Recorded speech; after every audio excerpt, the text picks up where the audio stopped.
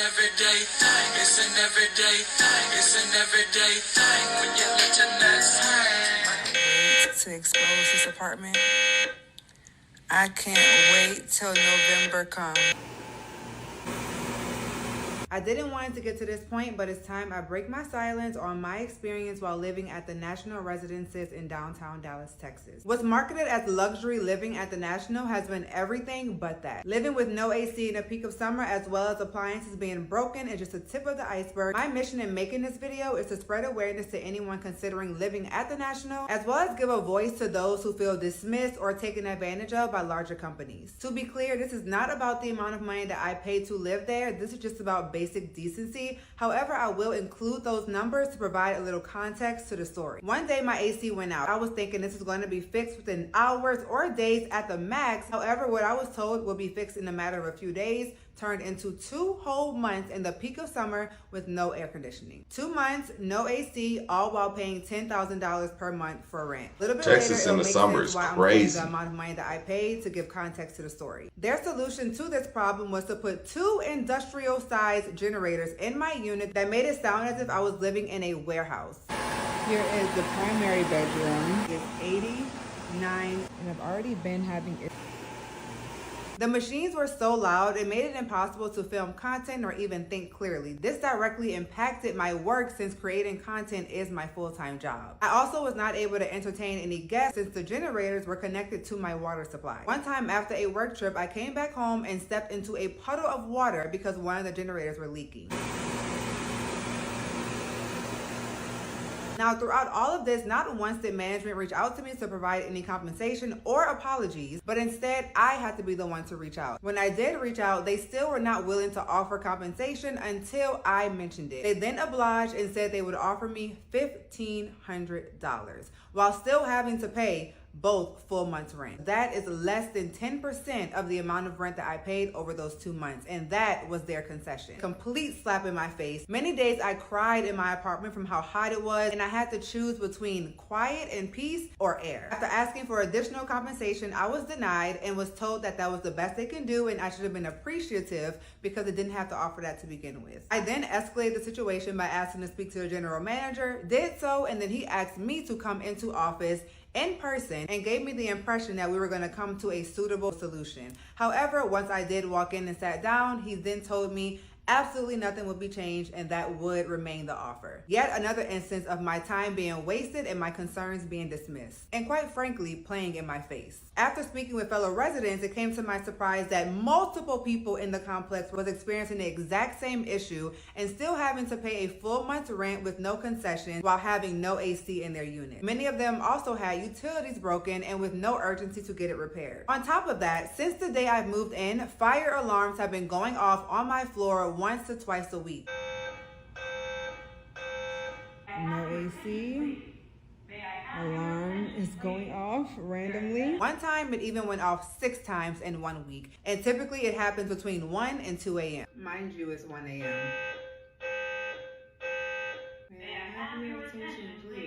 When I tell you I cannot wait to expose this apartment, I can't wait till November comes. It is 1 a.m. I have a flight in 5 hours.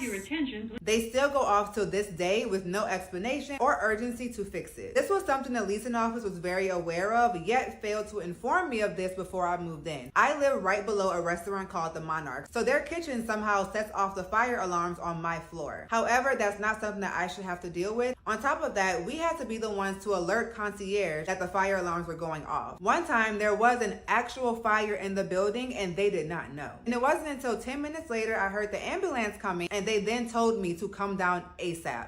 Mind you, I'm on the 48th floor. Concierge used to also have a cell phone where we were able to text them in case of emergencies, and that was extremely helpful since we often had fire alarms where we weren't sure if it was an actual fire. However, they decided to get rid of that cell phone to save money on a phone bill. So that alone puts my life as well as my dog's life in jeopardy. On top of that, both of the ovens in my home have been out for 3 months. and are still currently out. I have 2 ovens and neither of them work. I can't bake cookies if I wanted to. At this point, I can't even bake a thought if I wanted to. Every time I've asked for an update, I've been met with passive aggressiveness as well as dismissive attitudes. While I'm being told that they're doing what they can, but the repair date continues to be pushed further and further back. Yet again, no compensation or concession offered. Now, 2 weeks ago, I was told the part would be in on October 31st. Would you like to know what my move-out date is? October 31st. On top of everything else, the National is connected to the Thompson Hotel. Many of the conveniences that I was promised while signing my lease have been slowly taken away. I was told penthouse residents will receive 5 complimentary hotel stays. However, upon trying to redeem that as of last week, I was told they are no longer honoring that. No type of concession to make up for it, just a simply no, we won't honor it. I was also promised quarterly flower arrangements. Ask me the last time I received one. I was told we would have a dedicated package concierge, and that was a really important perk for me since I am a content creator who gets a ton of packages. They fired him. We were supposed to have a house car that would take you within a 5-mile radius for free. Gone. Free continental breakfast twice a week. Eliminated. Coffee and tea service every morning. Removed within 3 months of signing my lease. All these perks disappeared, yet the rent remained the same. And once again, this is not about bragging over luxuries. It's simply about holding the property accountable. I don't care if I was paying $20, $200, $2,000, or $20,000. Whatever is promised to you upon signing a lease should be maintained. When you sign a lease based on certain offerings, you have every right for that commitment to be upheld. When a tenant fulfills their end of the lease month to month, the bare minimum in return should be respect, honesty, and livable conditions. You can't demand accountability from residents while offering none yourself. I would like everyone to tag the National Dallas, repost this video, and share any experience you have with this complex if you do have one. That way there's no misunderstandings with who this video is intended, as well as save as many people as possible from making the same mistake I did with believing their lies that are covered as luxuries. Speaking up isn't just about demanding what you deserve, it's about setting a standard for how people deserve to be treated. Silence only protects those who are in the wrong, and dignity, fairness, and integrity are not luxuries, they're the basics. Amen. Amen. Amen. I was about to say amen, but then amen. Hey, yeah, no, look, shout out to this young lady, man. She is not playing. Like, these apartments in Dallas, Texas are expensive when you live in like her on a 48th floor. Yo, that is crazy, insane. You talk about a drunk night going up the hotel, going up the apartment elevator is. But when you in places like that, people don't know that there are certain elevators for certain floors. So people be like, damn, you gotta wait all this time for. No, there's probably an elevator for 1 through 12, 13 through 24, 25 through 36, and 37 through 48. And then there's an elevator for the restaurant. Because even at the Westin, when you go in Atlanta, the elevators for the restaurant were separate from every other elevator. And shout out to my dad, rested in heaven. Yeah, he was scared of that because he didn't like to look outside, because you look outside and you see that he was scared of heights. But yeah, $4,800 a month, and then you start taking away the perks. You gotta listen to the smoke alarm going off every night, fire alarm. That's just too much. But at the same time, bro, I guess when you pay that much, you don't expect to have these many issues. But when you do pay that much, you expect for some resolution. I don't think she was getting resolution. To this point, but it's time I break my silence on my experience while living at the National Residence. All right, y'all. So, hello, I am Chris Kavanaugh. That you just saw was my old neighbor, Crystal. She is an influencer. She lived at the building that I lived in, which was the National Residence. I moved out of that building May 5th and transitioned to another luxury high-rise here in the Dallas, Texas area. You know why? Hold up. So I get a lot of questions about why I'm choosing to leave out of my downtown high-rise, luxury high-rise. And this is a few reasons why. Number one, when I first moved here, they said we had a heated pool. The heated pool did not work the entire year that I was here up until maybe 2 months ago, and then it broke again. Outside of that, we had complimentary breakfast for residents Tuesday, Wednesdays, and Thursday from 7 a.m. to 9 a.m. That got taken away. Outside of that, we had a house car. It was a Porsche Cayenne that sat at the bottom of the actual building. It would take you 5 miles to anywhere you needed to go. They took that away. Outside of them taking that away, they said that they had a grocery store that was at the bottom of the building where we could go. We wouldn't have to leave. We could go shopping and all of these things. That never existed. Outside of that, valet is complimentary to this, but they switched over companies in August. The valet has not been great ever since August. Sometimes you'll get it. Sometimes you won't get your car. Sometimes you'll go all the way down from whatever floor you're on, get down there, and they're looking at you like, oh, did you request for your car? They never get it. It's been inconsistent. It's been horrible. Another reason. So that's 5 amenities right there that have either gone, been a lie, or broken. Now, this is the biggest portion. Well, one of the biggest portions. The gate to get into the actual residential building is nothing but Bentleys, Ferraris, high-end vehicles.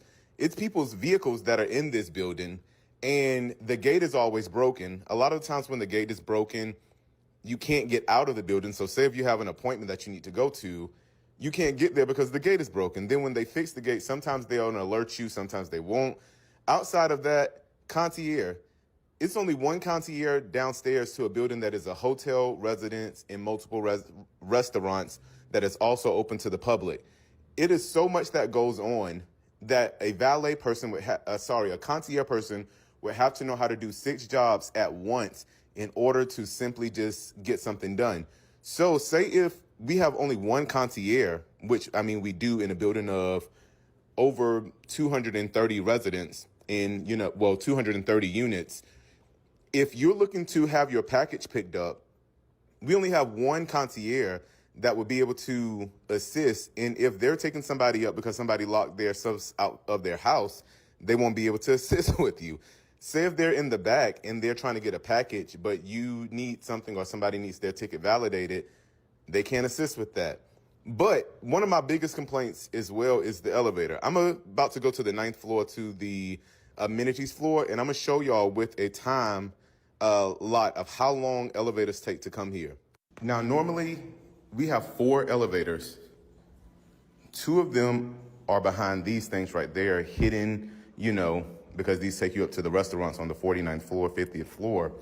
But these 4 elevators are always broken.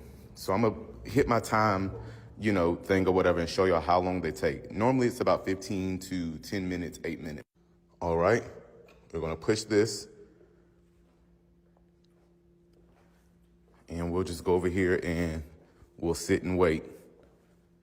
And mind you, this is in the middle, this is the morning time when most people aren't home. So we're coming around to the 2-minute mark. Elevator passing right now, and we're almost at the 3-minute mark. Well, we're hitting the 3-minute mark. And I also want to reference this, that we're almost close to the 4-minute mark. We have 4 elevators in here. I'm not going to show my floor. 4 elevators. And we're about to hit the 4-minute mark. 4 minutes. It's 10 o'clock in the morning. 4-minute mark. 4 minutes now, and an elevator has chosen to come. Now, don't get me wrong. Outside of the 4 minutes that it took to, come, the building's a pretty nice building. We have a movie theater. We have a residential bungalow where breakfast used to be. We have a wine room. Also outside of the wine room, we have another bungalow area. We have a library. There is a gym that is out here as well. We have a pantry and grills. We have a beautiful outdoor garden you can pick things from, and cook with. We have a really nice residential bungalow. And not to mention a pretty large pool. But like I said, it's always broken. It's cold in the summertime, and the hot tub sometimes doesn't work as well.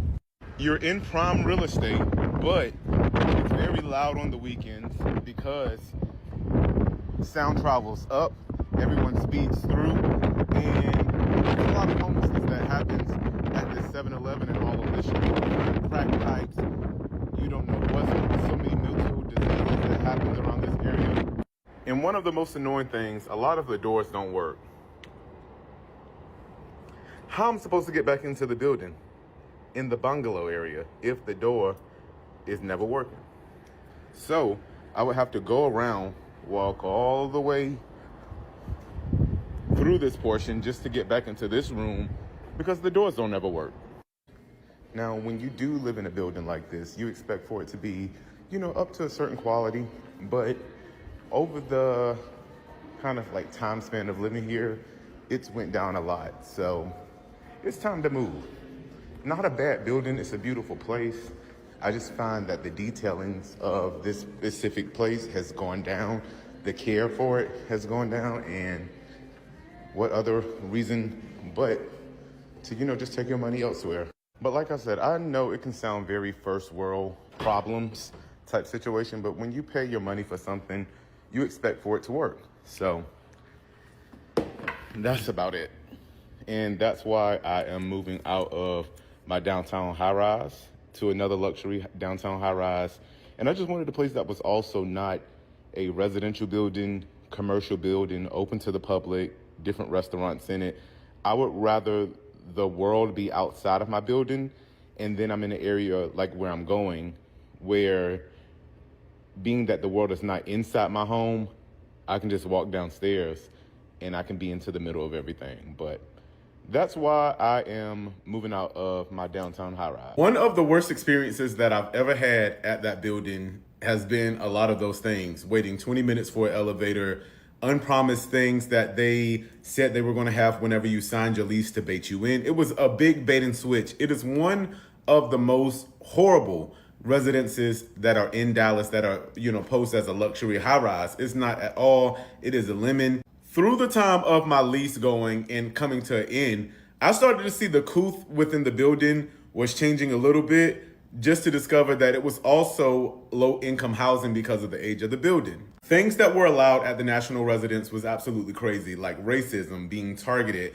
being assaulted. Look at this. With the amount that you make a year. You walk into my house again, I'm gonna shoot you in the fucking black ass head. Fuck you. Oh, that's what you gotta say? My black ass walk into my house again. You dumbass. Jack gave me the fucking fob, you dumbass. Fuck you. But you know what? It's so good that I have a huge following, and I'm recording you actually saying your bullshit. So what you gonna do about it? You walked into my house and now you want to fight. Fight. Black fight. Who's fighting? You tried to walk into my house. Yes. You tried to walk into my house. Jack gave me a and now black key. fight. Bring black into it. Jack gave me a key. Fuck you. Hit me if you want to. You. That video right there is a recording of a guy that lived at that building, and he still lives at that building, which is crazy. The story behind that is my lease was coming up from the national residence. I kind of wasn't in the mood to really move from a whole nother building. I kind of wanted to stay in a building for at least 2 years and call that place home. Well, upon doing that, one of the managers that lived there, named was Jack, he gave me a fob. Instead of him assisting me to take me up there or assisting me with a property manager that was able to assist me to go and look at different units, he kept emphasizing 4101. I went to 4101, it was the wrong unit. So I was like, dang, maybe it's 4111 he was talking about. Went to that unit and it was the guy's unit right here. I sent my apologies. We had a conversation maybe 2 months prior to that, and I thought it was done. After that situation, I saw the guy, he was coming downstairs maybe a week prior to that incident happening, and he made a comment while we were on the elevator with other residents saying, hey, Chris tried to walk into my house. I thought he was kidding because we already had this conversation. I apologized and moved past it. Clearly he did not. One day I was sitting in the lobby, and upon sitting in the lobby on a quiet night, he came down from the Monarch restaurant. He was highly intoxicated. He was like, hey, me and you're gonna have to have a conversation. I was like, apologized again for walking into his home, just thinking that he was playing. He started to go irate. He started to call me slurs. He started to say he was gonna shoot me in my black ass face if I ever walked in his apartment again. And then he came to the point of just really rearing up at me and trying to slap my phone out of my hand. Mind you, security is nowhere to be found. This man is extremely loud. Nobody is coming to my defense. And then once I brought this up to management, I was accused of initiating and engaging in it, and told that I should have, when he came to approach me while I was sitting in the lobby in a home that I paid a lot of money to be at, that I should have went up to my home while I was minding my black business and being assaulted, verbally abused, and also trying to have my reputation tarnished because he kept going around the building telling people that I was trying to break into his home. Mind you, the National is not cheap to live in. If we live in the same building, we're kind of doing a certain level of life that we don't need to do all of that. So within that time, here's the kicker. The National was transitioning from ZRS to Gray Star. At that time, the people there, the management only had 2 days left. One of the managers, Jack, went to East Quarter. The other penthouse concierge, why was he in the mix? I don't know. Along with the new management that was coming into play from Gray Star, saw the video. They did nothing about it. They had nothing to say about it, which was absolutely crazy. Within that time, I had a couple of days, rearing where my lease was coming up. I think that was around like April 29th that happened. My lease ended May 5th. And that entire time, they did nothing about it. Gray Star had nothing to say. They didn't, enforce anything. They didn't follow up with anything. The management at ZRS left off. They did nothing to the residents. And this is someone who has a repeated history of being aggressive, of being abusive, of being belligerent, and having that same type of attitude and situation with other residents within that building. The National Residence is a horrible unit, a horrible building to live at. It looks flashy because all the Lamborghinis and the sports cars, and it's connected to a hotel. And you think because you go there, it's, this big grand thing. But the inside of the building is absolutely horrible. And I do not recommend living there. Many of my friends who still live there have either broken their leases. A lot of them are in the process of, looking for new homes and things like that, or just not happy with their experience in this time, and they're waiting for their lease to end to move. But if you are seeing this video and you're looking to move to Dallas, when I first initially started this page, I was asking you guys about different homes and showing you different homes, asking if it was worth it.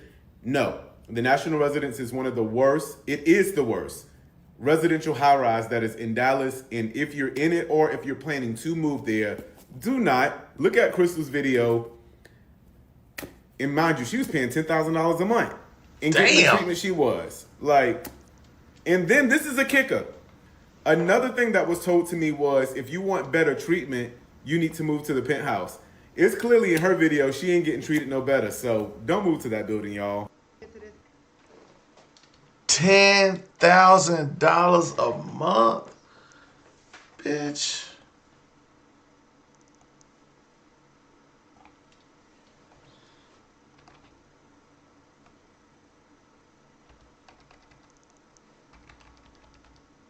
Ooh-wee.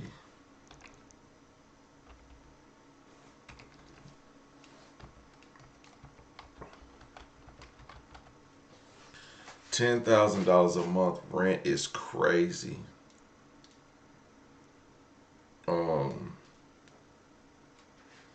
Man, listen. Pray for these people. I thought it was like 5,000. 10,000 is crazy. 10,000, bro. Why are you paying 10,000? That's not at that price. I'm not amused. You know what you can get for $10,000 a month in Texas? Oh. Mind you, just pay a mortgage $10,000 a month.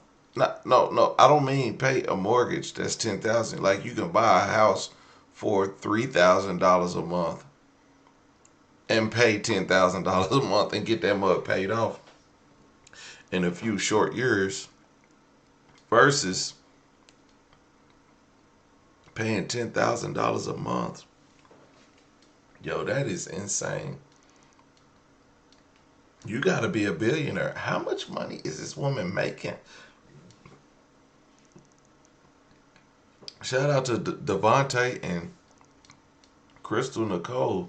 But bitch, how much money is you making? She got 663,000 followers. Um, um, she got a couple videos pinned that where they got 1 million views. But I'm trying to see where she making. Where's these millions? Oh, she got some millions of views. Okay. But oh my God, the money she's spending is insane. $10,000 a month. And where's her? Let me get her agent. Let me get her agent online, girl. Who's your agent? Put a nigga on, cause I need that for real. Shout out to Crystal Nicole and Devontae. Terrible living experience. I've lived in some places that I did not like the living situation, and I remember not nearly on this level.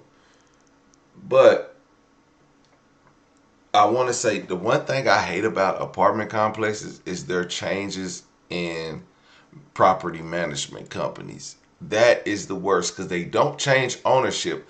They just change property management companies, and that allows the current property management company not to have any information on you when you first moved in. So my property management company changed 3 times while I lived at an apartment, and the first property management didn't have none of the records from. I mean, the current property management didn't have none of the records from the first property management. So I said, y'all don't have my lease. Y'all don't have how much I paid down. What kind of shit is this? How don't y'all have this information? And so if I could take it the legal way and go take them to court, but it's gonna cost me more money than it would to even benefit off of it. I can't sue y'all for not having y'all's information, which it should be. It should be a lawsuit for y'all not passing the information of tenants down to the next company. But it's a hard pill to swallow, man. Just own your home and then deal with whatever the home. Like my home, I bought a home and it has issues. Guess what? I'm gonna deal with them and I'm gonna be happy to. But you know what? It's on my terms. It's not on somebody else's term. I don't pay a lot of money to expect that somebody's gonna come and do everything for me. I pay what I pay, which is a fair deal, and I put money on the side for hard times or mishaps. Like I need to get my lights fixed, and I need to get the lights in the garage fixed. I need to get the lights on the porch fixed. I need to get certain lights fixed. I just gotta get it done. But I got a budget for that. You can't get a budget for a broken elevator in an apartment that you don't own, or a broken pool that you don't own. You just can't call someone and be like, hey, I need this fixed. Now you're working on the apartment's time. So yeah, terrible situation. I wish I had those I wish I had those richer problems, but I'm not that. I don't have those problems, but I do have problems. Just not that wealthy. Okay. No brunch. You mean you gotta wake up and cook your own meals? Oh my God. Everyday people, like, comment, and subscribe. I'm gonna holler at you later. Peace. Everyday people. Day and night. For some women, it can start working in its